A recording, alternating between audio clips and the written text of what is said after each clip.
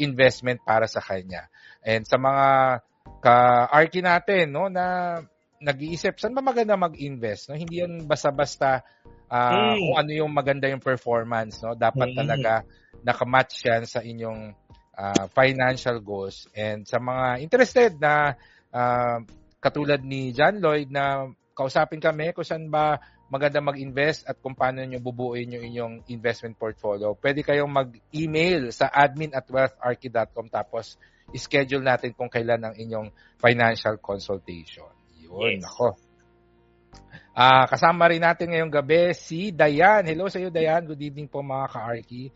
And I hope ay nasa mabuti kang kalagayan. So marami-rami yung nanonood sa atin pero medyo tahimik sila. No? Konti lang yung nagchat-chat. So magparamdam kayo sa ating comments and chat section. Sabihin nyo kung nasan kayo para ma-shoutout namin kayo. At syempre para naman makapagkwentuhan tayo dahil hindi lang naman to basta-basta live stream lang at hindi lang basta-basta educational live stream but more of conversation at kwentuhan. So gusto rin namin kayong makilala para naman yung mga content na gagawin namin ay something na makaka-relate kayo pag nakikilala namin kung nasan ba kayo at ano ba yung mga financial challenges ninyo. So yun yung mga gagawa nating content.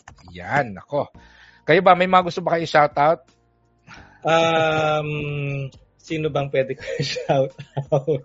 Hello sa mga mga kabangka ko, kabangkain. Oo nga. Gano'n ka na katagal nagda-dragon boat?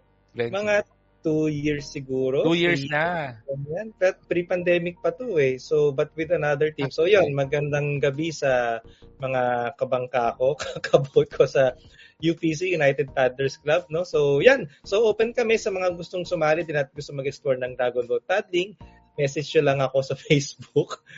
Or you can look out for UPC, United Paddlers Club kasi we're very much open for new joiners. If you want, medyo talagang intense na cardio, you can try Dragon Boat Paddling. And of course, yung mga kasama ko sa BNI Genesis, good evening as well. Yan, yung mga fellow entrepreneurs and business owners, no? So, good evening once again. I remember last month na guest na natin ang aming president, si Raab Hison of Wealth Property Consultants. And yes, marami rin tayong i-guest from our chapter na mga entrepreneurs din na who have very interesting stories to tell at mga mga mabibigyan din tayo ng tips from their own industries.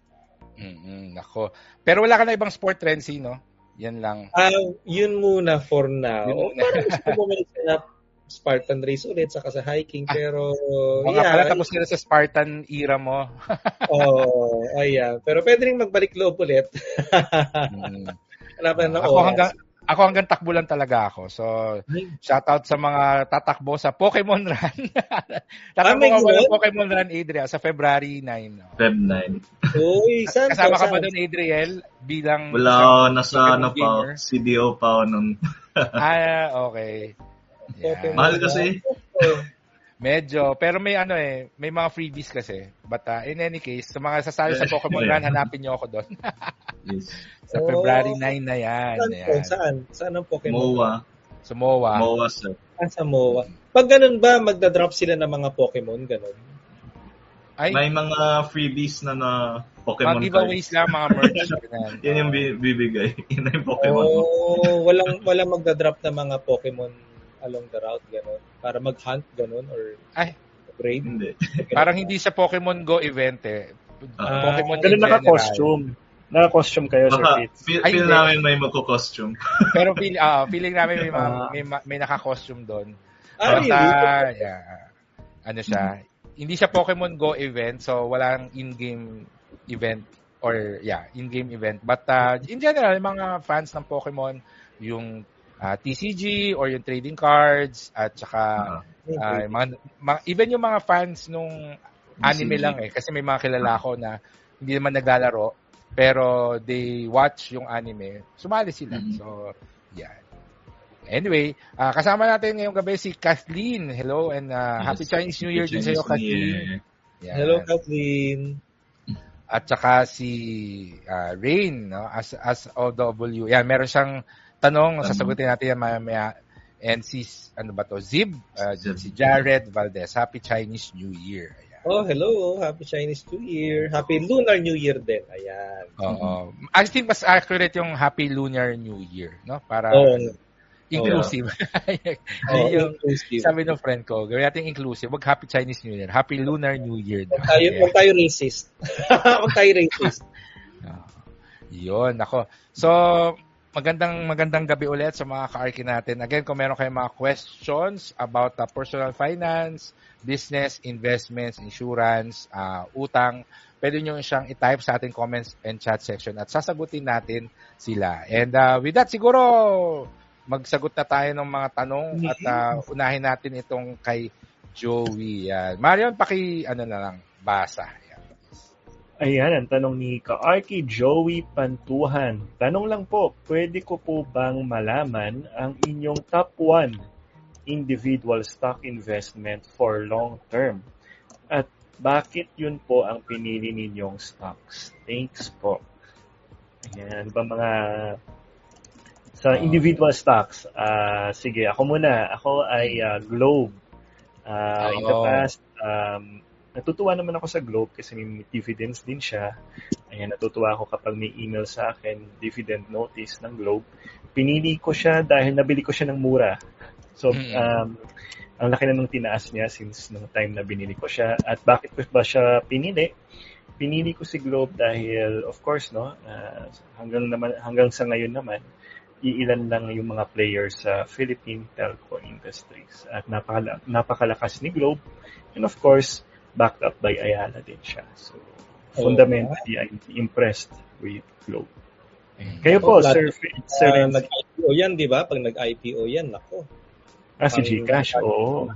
Si Gcash, Pero hindi na naman fully owned ni Globe as si Gcash eh. Dalawang companies na, I think, Mint na galing sa Singapore ang isa sa mga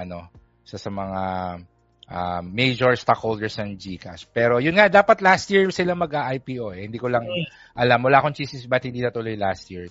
Let's see this year kung meron. Bakit nga ba? Baka hindi maganda yung market din. Oo. Saka kapag ganun kasi, I mean, top of mind mataas ang rates last year. Di ba TD is giving you like 6%, 6.5%. Parang if ganun ng rate environment mo tapos mag-IPO ka, so syempre dapat mas mataas mo yung 6% or 6.5% na sigurado.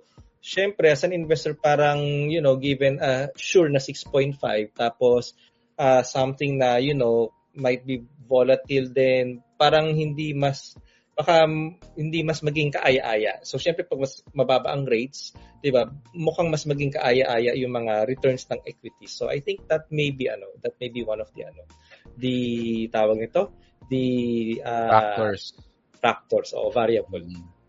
Yeah, naalala ko isa sa mga inaabangan ko yung REIT ng SM REIT. Hindi rin nag-IPO last year. So wala rin akong balita. So let's see this year kung maglo-launch sila. Kasi medyo medyo optimistic ako doon sa SM na REIT eh. Sa dami ng lupa ng SM, di ba? So banking, no? Lalo na diyan sa Manila Bay, nako pag nagsasagwan ako diyan, nakikita ko yung yung mga na-reclaim na. Yan. Ikaw Jen D, ano ang number 1 stock mo? Meron din akong katulad kay Marion, pero meron akong kasi ngayon yung sa A-REIT naman kasi parang sa akin pagdating sa REITs kasi at least hindi siya kumbaga yung components kasi ng A-REIT kasi 'di ba siya yung commercial ganyan. So hindi lang puro rental properties na parang home lang siya. So yun yung meron akong dinagdag kasi yung mga nakaraang years kasi 'di ba hindi pa naman ganoon ka uso yung mga REITs sa sa Philippines. So majority nung stocks ko nun syempre consumer ganyan. Yes. Lalo na nung pandemic 'di ba yung mga pure gold that time yan mga ganun. So SM yan. So yun hinaya ako na siya for capital appreciation and for long term. So nagdagdag ako ng mga dividend, may ng dividends na regular. So yun naman yung sa akin. Naalala mo ba Jenny yung pinakaunang stock na binili mo? Pinakaunang company na binili mo? JFC. Ay, Jollibee. Kasi, oo, Jollibee. Tapos kahit na, sabi ko, hayaan ko na lang din siya nandun kasi ano naman, although that time kasi syempre, Jollibee is Jollibee na rin, diba? Pero kasi nung pandemic, sabi ko ba, kahit na pandemic, nag-expand siya outside of the country. So, tayo naman kasi, kumbaga, tinitignan naman natin yung fundamentals din naman talaga nung hanggang ngayon, hawak ko pa rin si Jollibee. Iniwan ko na siya doon kasi hindi ako nagte-trade po. So, sabi ko, okay lang siya dyan. Oo, ganun. Tapos, so, meron ka pa rin, hindi mo lang ginalaw. Meron pa rin, hindi ko na ginalaw. Tapos, San Miguel, yan, meron din. Ano ba? 20 pesos mo ba nabili ang Jollibee? Oo, mga ganun na po. Di ba? Oo, kaya naiwan na. So, kaya yun. San Miguel, yan. Tapos, pero sa ngayon, natutuwa kasi ako dun pag kino-combine ko na yung nakikita ko na yung regular, ng REITs kasi. So, yun. So, hinaya ko na lang kasi hindi na rin ako nagte-trade unlike before. Tapos kung naalala din ng mga ka-RK natin, di ba, nung nag-IPO si Frutas, magkano lang. So, yun. So, may ganun din ako before. Tapos, inabangan ko ulit kasi di ba yung si Frutas, kasama din dyan si Balay nga, Pandesal. So, yun, yung mga ganon, yun. Yun yung mga, mga nilaro ko before. Pero ngayon nag-pause muna kasi, mommy mode.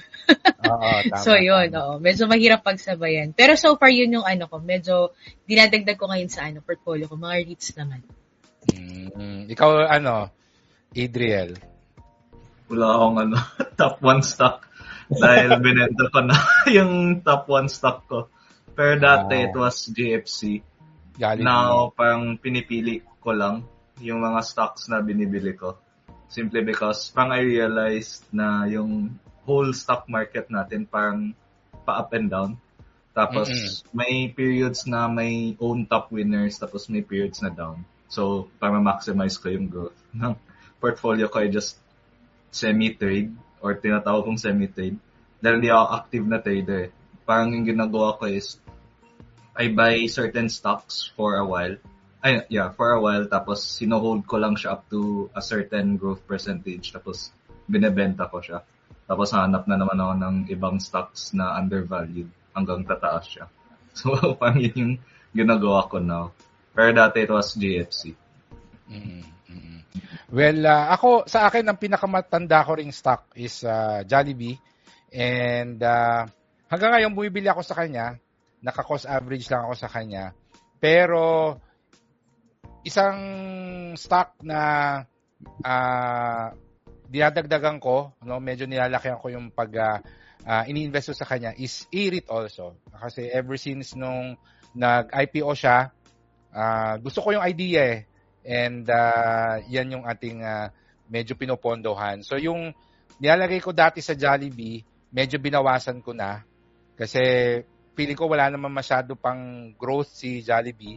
Tsaka nung during the pandemic time, hindi naging regular yung dividends niya. So sabi ko, mas gusto ko si IRIT kasi ito sure yung dividends, no? So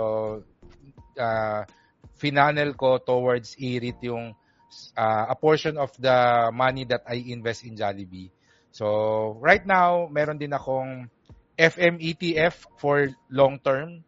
Kasi yun yung index fund ko. So instead of me buying an index fund, I just buy shares of FM ETF. So yun yung ating mga long-term stock investments. Of course, meron tayong mga ibang stocks, pero some of them are medium-term investments, no? And some of them mga speculative na maliit lang, pero we're hoping to gain a few percentages of return over the next few months or a few years. But for long term, yung tipong na-imagine ko na ibebenta ko na upon retirement ay yung Jollibee and probably IRIT if